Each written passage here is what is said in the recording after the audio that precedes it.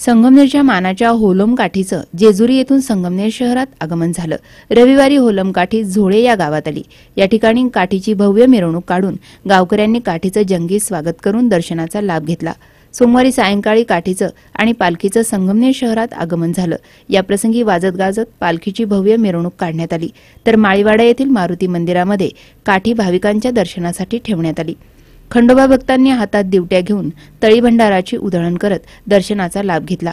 या ठिकाणी जत्रेचं स्वरूप प्राप्त झालं होतं।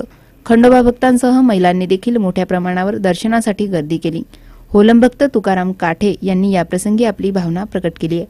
या जेजुरीमध्ये संगमनेरच्या होलम राजाला उजवा मान आहे, कैरे पाटलाला डावा मान आहे। दिनांक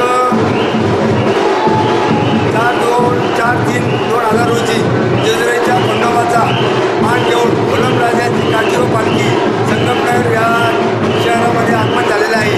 या ठिकाणी मिरवणूक शबिना चालू आहे। या सर्व कार्यक्रमाचं नियोजन मल्हारी मार्तंड होलम भक्त सार्वजनिक कातकर मंडळ हे करीत आहे।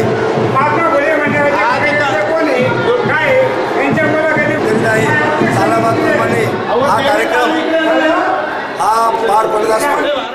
महाराष्ट्राचं कुलदैवत असलेल्या खंडोबाच्या जेजुरी येथे शिखरी लागण्याचा मान होलम काठीला दिला जातो। सी मूव्हीज अँड न्यूज साठी कॅमेरामन सुखदेव गाडेकर, संगमनेर।